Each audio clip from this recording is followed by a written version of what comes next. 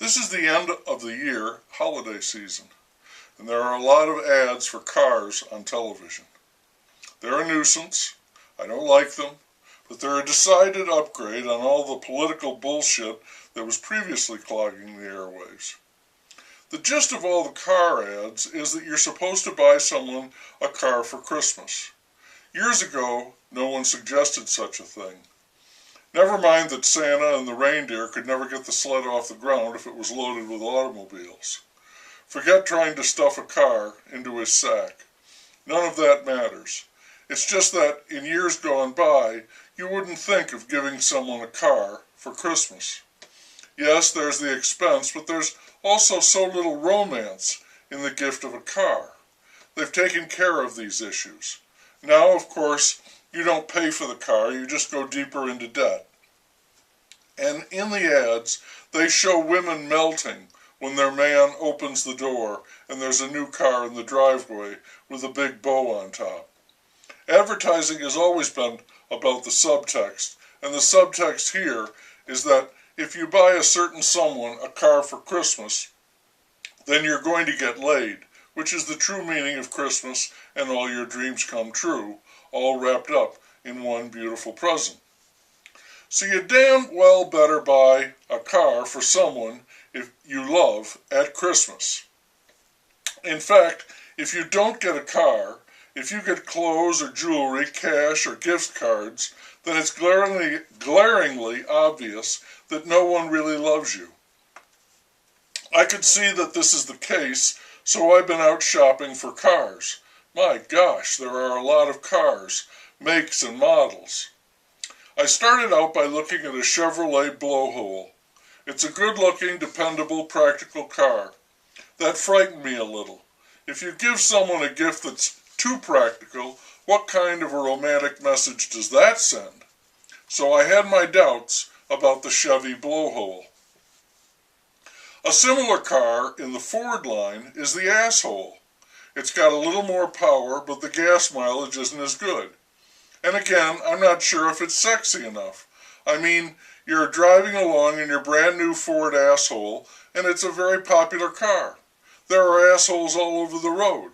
Assholes and blowholes. Do you stand out? More to the point, are you going to get laid? Probably not. See, you don't just plunk down any old car and automatically get laid. It doesn't work that way. You've got to play the game. She knows what's out there. You've got to give her something with at least a little pizzazz. So I was looking at a Lexus Scrotum. Quite the vehicle.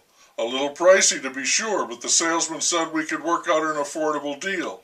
I can put you in a Scrotum for a lot less than you might think, he said. I told him I'd sleep on it.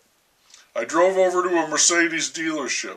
Those German engineers still build a hell of a good car, even if they're building it in China or Guatemala or wherever their factories are now. I was looking at one of their new models in what they call the C-Class, the Goiter. Oh, it comes with all the bells and whistles. It's no stretch at all to say that the Goiter is a lot smarter than I am. Better looking, too. What the heck? She might want to forget about me and sleep with the Goiter. For years I've been amused by that euphemism, sleeping with. He is sleeping with her. Anything else? Probably yes. If he's got a Mercedes Goiter out in the driveway on Christmas Day with a big bow on top. So I'm sold. I'm thinking I'm going to go with the Goiter. But then later, you know how it is, doubt creeps in. Those Germans are so phlegmatic. Where is the passion? Does that car really shout love? And that's what I want, a car that shouts love from the mountaintop. And suddenly I know what it is. Think French. They know what love is all about. The answer has been right in front of me all along. A Porsche. The next morning, I'm test driving a Porsche Appendix, and I can tell you this is the car. Not for me, but for her. This car will drive her crazy.